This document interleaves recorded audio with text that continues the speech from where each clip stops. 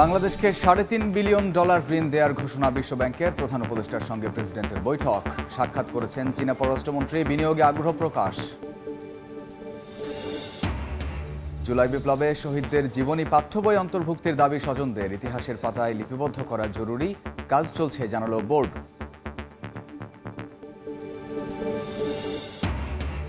ভয়াবহ রূপ নিচ্ছে ডেঙ্গু। চট্টগ্রামে 25 দিনে 8 জনের মৃত্যু, আক্রান্ত অন্তত 700। লক্ষণ দেখা দিলেও পরীক্ষায় আসছে নেগেটিভ, সতর্ক থাকার পরামর্শ। চট্টগ্রাম কাস্টমসে সফটওয়্যার জটিলতা, আমদানি রফতানি কার্যক্রম ব্যাহত, ভোগান্তিতে ব্যবসায়ীরা, জরিমানার আশঙ্কা। সংকট কাটানোর চেষ্টায় বন্দর কর্তৃপক্ষ। লেবাননে ইসরায়েলি হামলায় নিহত 72। এবার স্থল অভিযানের পরিকল্পনা তেল আবিবের। বৈরুতের পাশে থাকবে আঙ্কারা। যুদ্ধের দ্বারপ্রান্ত থেকে ফিরে আসার আহ্বান বিশ্ব নেতাদের।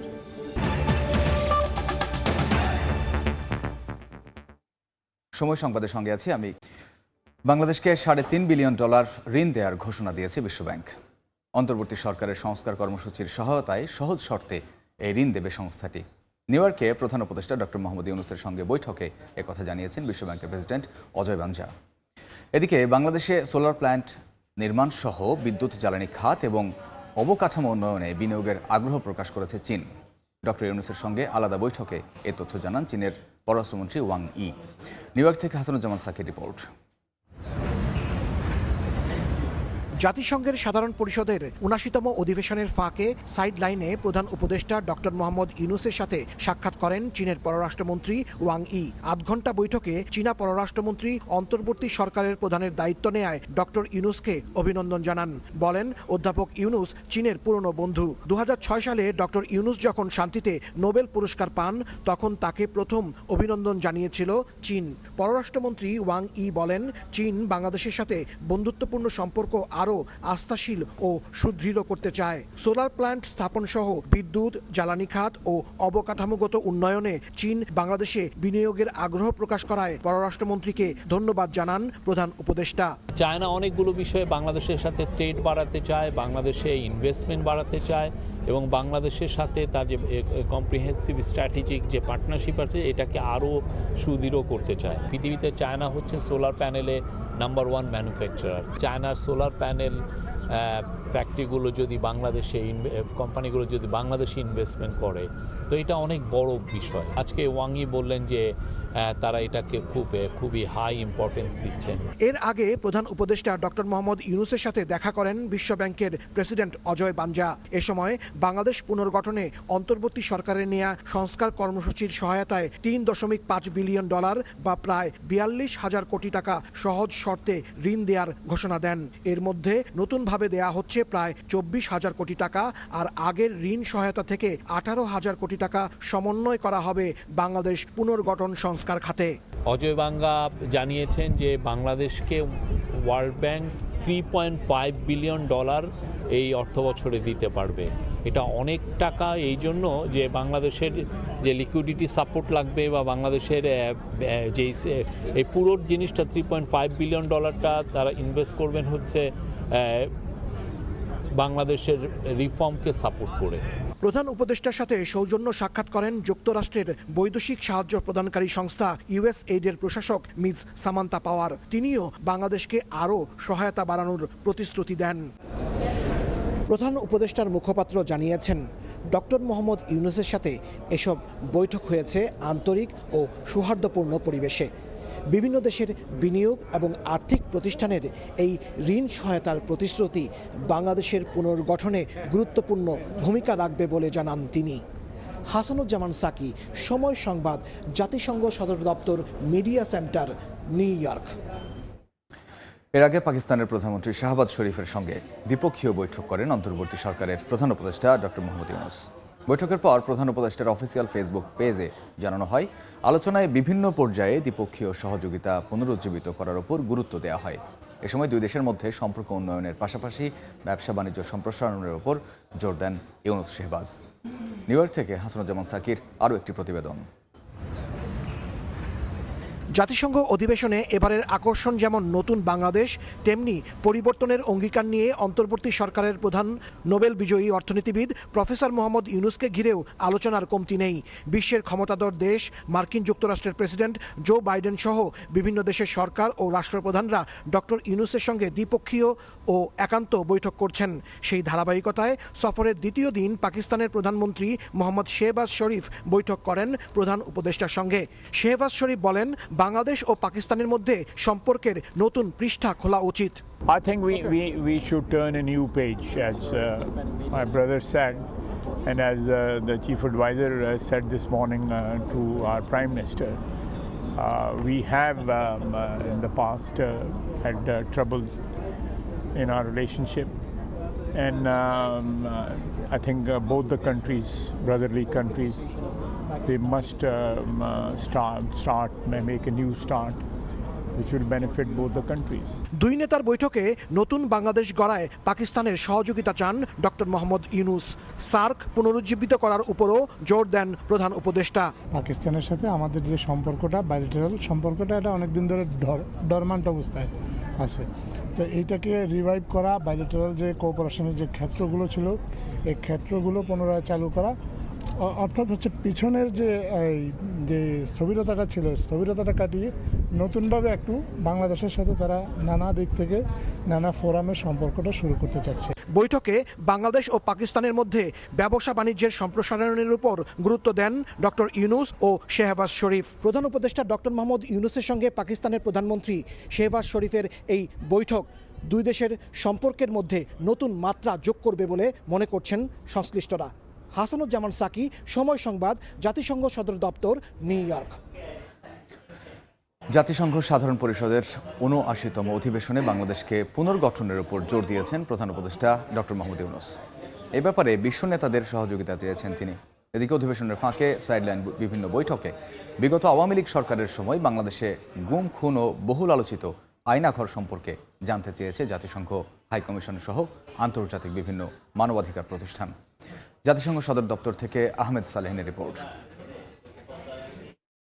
5 দিনের সফরের দ্বিতীয় দিনে জাতিসংঘে ব্যস্ত সময় কাটিয়েছেন অন্তর্বর্তী সরকারের প্রধান উপদেষ্টা ডক্টর মোহাম্মদ ইউনুস। বিভিন্ন দেশের রাষ্ট্র ও সরকার প্রধানের সাথে দ্বিপাক্ষীয় বৈঠক এবং দাতা ও উন্নয়ন সহযোগী প্রতিষ্ঠানের প্রধানদের সাথে বৈঠকে বাংলাদেশের পুনর্গঠন ও সংস্কার কর্মসূচির উপর জোর দেন তিনি। এই জন্য ডক্টর ইউনুস সবার সহযোগিতা চান। ভঙ্গুর একটা ইকোনমিকে আবার সতেজ করার এখন পুরো দায়িত্বটা হয়েছে ইন্টারিম গভর্নমেন্টের, এবং প্রফেসর ইউনুসের এটা এখন একটা হাই, মানে আমি বলি যে খুবই ইম্পর্টেন্সের একটা জায়গা হচ্ছে যে ইকোনমিকে কিভাবে রিভাইটালাইজ করা যায়। বুধবার জাতিসংঘের সাইডলাইনে সামাজিক ব্যবসা, তারুণ্য ও প্রযুক্তি শীর্ষক এক উচ্চ পর্যায়ের বৈঠকে অংশ নেন ডক্টর ইউনুস। এদিন বৈঠক করেন দক্ষিণ আফ্রিকার প্রেসিডেন্ট সিরিল রামাফোসা ও নেপালের প্রধানমন্ত্রী কেপি শর্মা ওলির সাথে। প্রধান উপদেষ্টার সাথে সৌজন্য সাক্ষাৎ করেন জাতিসংঘ মানবাধিকার high commissioner Volker টার্ক, amnesty international ও কেরি কেনেডি হিউম্যান রাইটস প্রতিষ্ঠানের প্রতিনিধিরা। তারা বাংলাদেশের গুম, খুনের তথ্য ও আয়নাঘর সম্পর্কে জানতে চান। অনেকগুলো ইভেন্টে উনি পার্টিসিপেট করেছেন, অনেকের সাথে কথা হয়েছে। তার মধ্যে আজকে সকালে এসেছিলেন ওয়ার্ল্ডের প্রমিনেন্ট যারা হিউম্যান রাইটসের লিডার, তারা এসেছিলেন কেরি কেনেডির নেতৃত্বে। ওইখানে অ্যামনেস্টি ইন্টারন্যাশনালের চিফ ছিলেন, সেক্রেটারি জেনারেল ছিলেন, অ্যানিয়াস ক্যালামার্ট ছিলেন। ওইখানে হিউম্যান রাইটসের বিষয়ে আলাপ হয়েছে, বিশেষ করে আয়নাঘরের বিষয়ে যাতে হিউম্যান রাইটস অ্যাক্টিভিস্টরা যাতে আরও ডিটেলস জানতে পারেন সেই বিষয়ে কথা হয়েছে। এছাড়াও প্রধান উপদেষ্টা বিল অ্যান্ড মিলিন্ডা গেটস ফাউন্ডেশনের সিইও মার্ক সুজম্যানকে সৌজন্য সাক্ষাৎ দেন। পরে নিউ ইয়র্ক টাইমসের আয়োজনে জলবায়ু শীর্ষক একটি ইভেন্টে বক্তব্য রাখেন ডক্টর ইউনুস। বুধবার সন্ধ্যায় মার্কিন প্রেসিডেন্ট জো বাইডেন ও ফার্স্ট লেডি জিল বাইডেনের আমন্ত্রণে সংবর্ধনা সভা ও নৈশভোজে অংশ নেন প্রধান উপদেষ্টা। আহমেদ সালেহিন, সময় সংবাদ, নিউ ইয়র্ক, যুক্তরাষ্ট্র। ভারতের সঙ্গে প্রতিবেশী শ্রীলঙ্কা ও বাংলাদেশের ইতিবাচক ও গঠনমূলক সম্পর্ক অব্যাহত থাকবে বলে আশা প্রকাশ করেছেন ভারতের পররাষ্ট্রমন্ত্রী এস জয়শঙ্কর। মঙ্গলবার নিউ ইয়র্কে এশিয়া সোসাইটি ও এশিয়া সোসাইটি পলিসি ইনস্টিটিউট আয়োজিত অনুষ্ঠানে দেয়া বক্তব্যে একথা বলেন জয়শঙ্কর। ভারতীয় পররাষ্ট্রমন্ত্রীর দাবি, প্রতিবেশী রাষ্ট্রগুলোর রাজনৈতিক বিষয়ে নিয়ন্ত্রণের চেষ্টা চালায় না ভারত। বাংলাদেশের পরিস্থিতি এখন কিছুটা অন্যরকম উল্লেখ করে জয়শঙ্কর বলেন, গত এক দশকে ভারত এমন কিছু প্রকল্পে কাজ করেছে যা উভয় দেশের জন্য মঙ্গলজনক। সার্বিকভাবে অর্থনৈতিক কার্যক্রম বেড়েছে। একদিন আগেই জাতিসংঘের সাধারণ পরিষদের ৭৯তম অধিবেশনের ফাঁকে বাংলাদেশের পররাষ্ট্র উপদেষ্টা তৌহিদ হোসেনের সঙ্গে বৈঠক করেন জয়শঙ্কর। জুলাই বিপ্লবের ঘটনা ও বিপ্লবে আত্মদানকারীদের জীবনী পাঠ্যপুস্তকে অন্তর্ভুক্ত করার দাবি জানিয়েছেন শহীদদের স্বজন, সহপাঠী সহ নানা শ্রেণী পেশার মানুষ। আগামী প্রজন্মকে তরুণদের এই অবদানের কথা জানাতে এসব ঘটনা সন্নিবেশ করা জরুরি বলে মনে করেন শিক্ষাবিদরা। আর জুলাই বিপ্লব ও ছাত্র জনতার অভ্যুত্থান বইয়ে তুলে ধরতে কাজ চলছে বলে জানিয়েছে জাতীয় শিক্ষাক্রম ও পাঠ্যপুস্তক বোর্ড। দেয়ালে দেয়ালে গ্রাফিতিতে তাই আঁকা আবু সাইদ আর মীর মুগ্ধর আত্মদানের বীরত্ব গাথা। আন্দোলনে যোগ দিয়েছিলেন সারা দেশের নানা শ্রেণী পেশার মানুষ। তাই দেশকে বৈষম্য মুক্ত করতে এই গণজাগরণের ঘটনা পাঠ্যপুস্তকে অন্তর্ভুক্ত করার দাবি শহীদ পরিবারের অনেকের। আত্মত্যাগ সেটা যদি পাঠ্য বইয়ে আসে তাহলে আমরা অবশ্যই সবাই সেটাকে সাধুবাদ জানাবো এবং আমরা চাইবো যে এমন কিছু হোক। এটা পরবর্তী প্রজন্মের জন্য পাঠ্য বইয়ে অন্তর্ভুক্ত করে এটা তাদেরকে জানানোর সুযোগ করে দিবেন। আন্দোলনে আত্মোৎসর্গকারী বিশেষত আবু সাইদ ও মীর মুগ্ধর জীবনী বইয়ের পাতায় দেখতে চান শহীদের সহপাঠী ও শিক্ষকরা। যারা আমাদের পরবর্তীতে আসবে তারা নতুন দেশ যে গড়ার যে একটা স্পৃহা, যে একটা ভালো লাগা, যে এই রক্তের বিনিময়ে তারা এটা ধরে রাখতে পারবে এবং মানুষ যখন জানবে। ভবিষ্যতের ছাত্রদের কাছে আমাদের এই বার্তাটা পৌঁছে দেওয়ার জন্য শহীদ আবু সাইদকে নিয়ে লেখার অনেক কিছু আছে। পাঠ্যপুস্তক রচনার সঙ্গে যুক্ত বিশেষজ্ঞ ও শিক্ষাবিদরা বলছেন, আগামী প্রজন্মকে তরুণ প্রজন্মের এই সাহসিকতার কথা জানাতে আলোচিত এসব ঘটনা ইতিহাসের পাতায় লিপিবদ্ধ করা জরুরি।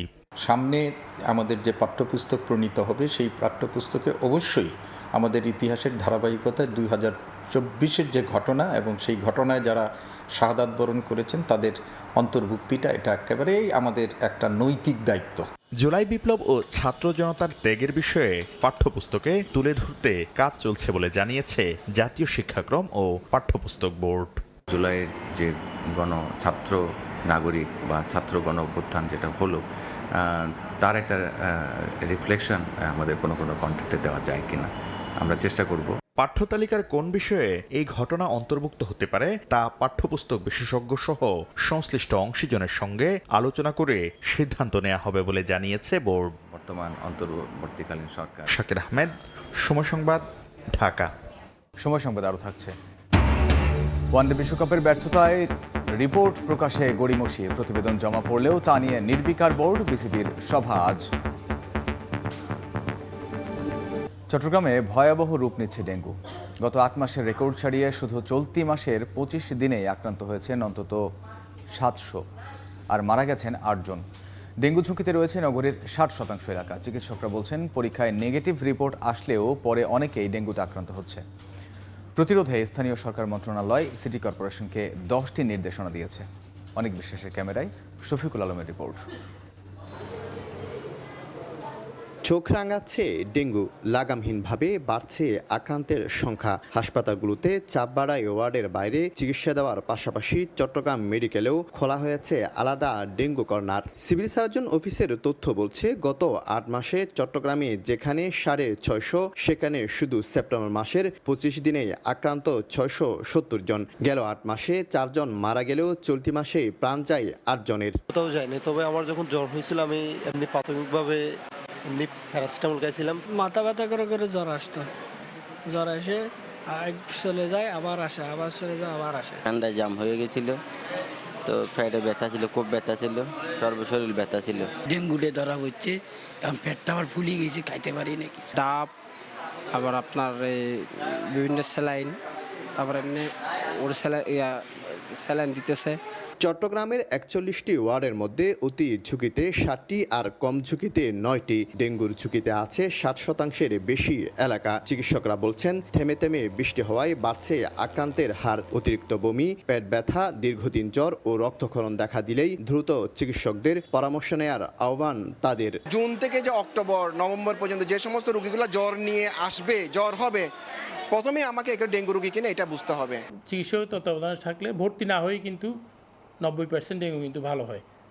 তো যেগুলো মারাত্মক লক্ষণ আছে, অতিরিক্ত বমি, পেট ব্যথা বা শরীরে কোনো জায়গাতে রক্তপাত হলে অবশ্যই আপনারা দ্রুত চিকিৎসকের পরামর্শ নিয়ে। নগরীর নালা, নর্দমা ও বাসাবাড়ির সামনে চোখে পড়ছে মশার লার্ভা। আটকে আছে পলিথিন, বোতল ও ডাবের খোসাসহ নানা ময়লা আবর্জনা। সিটি কর্পোরেশন বলছে নিয়মিত পরিষ্কারের পাশাপাশি ছিটানো হচ্ছে ওষুধ। প্রতিরোধে আগামীতে নেওয়া হবে ক্রাশ প্রোগ্রাম। ডেঙ্গু রোগীর সংখ্যা বেশি সেই সব এলাকাগুলোতে চিহ্নিত করে ওই বাড়ির আশেপাশে এবং ওই এলাকায় আমরা কীটনাশক ছিটাই, এবং যেসব এলাকা থেকে রোগীর সংখ্যা বেশি আসে সেসব এলাকাগুলোতে আমরা অতিরিক্ত নজরদারি রাখি। কীটতত্ত্ব ও মহামারী বিশেষজ্ঞরা বলছেন প্রয়োজনীয় ব্যবস্থা না নিলে অক্টোবরে ডেঙ্গুর প্রকোপ আরও বাড়তে পারে। সারা দেশের মতো পাল্লা দিয়ে চট্টগ্রামেও বাড়ছে ডেঙ্গু আক্রান্ত রোগীর সংখ্যা। এ অবস্থায় প্রতিরোধে স্থানীয় সরকার মন্ত্রণালয় সিটি কর্পোরেশনগুলোকে 10টি নির্দেশনা দিয়েছে। শফিকুল আলম, সময় সংবাদ, চট্টগ্রাম। চট্টগ্রাম কাস্টমসের সফটওয়্যার জটিলতায় চরম ভোগান্তিতে পড়েছেন ব্যবসায়ীরা। ব্যাহত হচ্ছে আমদানি রপ্তানি কার্যক্রম, পাশাপাশি জরিমানার আশঙ্কা করছেন ব্যবহারকারীরা। সিস্টেমের আপগ্রেডেশনের কারণে এ সমস্যা জানিয়ে কর্তৃপক্ষ বলছে সকাল ও রাতের অফ পিক সময়ে কাজ করে সংকট কাটানোর চেষ্টা চলছে। অনেক বিশ্বাসের ক্যামেরায় বিস্তারিত জানাচ্ছেন ফেরদৌস লিপি। আমদানি রপ্তানি পণ্য চালানের নথি দাখিলের জন্য চট্টগ্রাম কাস্টমসের রাজস্ব কর্মকর্তাদের টেবিলে টেবিলে উপচে পড়া ভিড় সিএনএফ এজেন্টদের। ঘন্টার পর ঘন্টা অপেক্ষা করে আইজিএম চেক করতে পারলেও কম্পিউটার থেকে সার্ভার জটিলতার কারণে পণ্য চালানের অ্যাসেসমেন্ট সম্ভব হচ্ছে না। এতে চরম ভোগান্তিতে পড়তে হচ্ছে তাদের। CNF agent Bangladesh freight forwarder association সহ কেউ কাজ যথাসময়ে শেষ করতে না পারায় ব্যাহত হচ্ছে আমদানি রপ্তানি কার্যক্রম। ডকুমেন্ট যখন আইজিএম চেক দিতে যায় তখন সার্ভার ঘুরতে থাকে, সঠিক সময়টা পাচ্ছে না। এইভাবে ওনারাও 2-1 ঘন্টা অপেক্ষা করার পরে যদিও 1-2টা ডকুমেন্ট উনি আইজিএম চেক করে স্বাক্ষর দিলে আরও টেবিলে দিলে আরও টেবিলেও সার্ভার নেই। জাহাজ পাচ্ছে না সময় মতো, তারপরে আপনার বন্দরে ড্যামারেজ আসতেছে। এই বিভিন্ন সমস্যার কারণে সরকারও রাজস্ব হারাচ্ছে। ক্রেতা আমাদের থেকে বিমুখ হয়ে যাচ্ছে এবং আমদানির ক্ষেত্রে সঠিক সময় মালটা ইম্পোর্টারের কাছে নিতে পারতেছি না, ওদের ড্যামারেজ খাচ্ছে।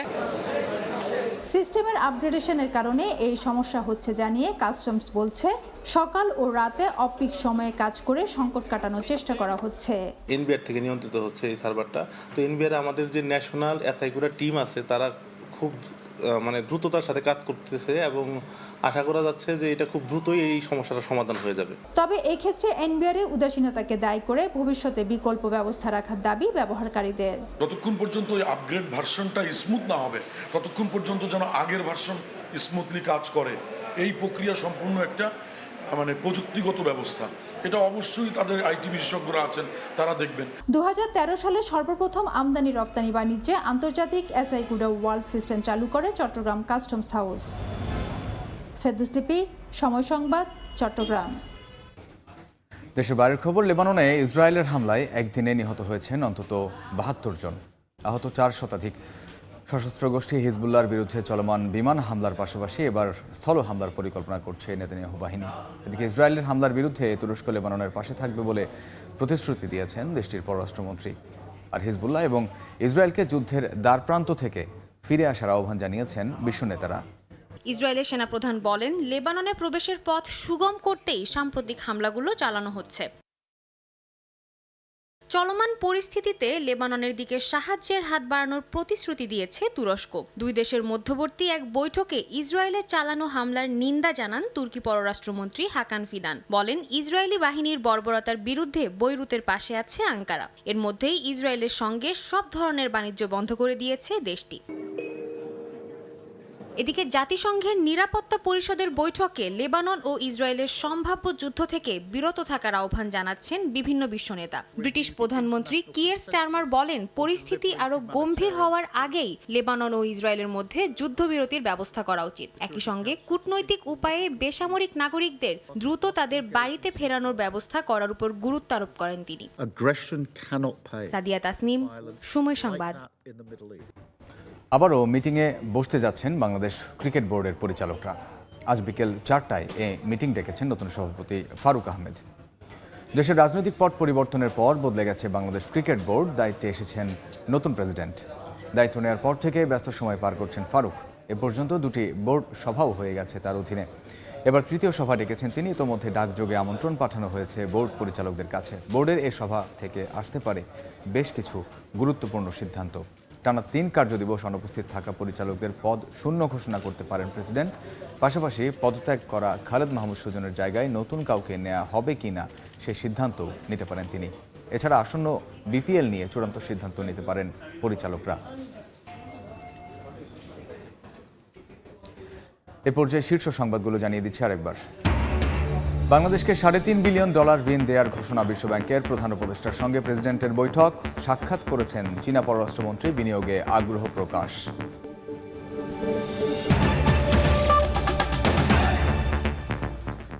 এই ছিল সময় সংবাদে। সঙ্গে থাকুন সময়ের।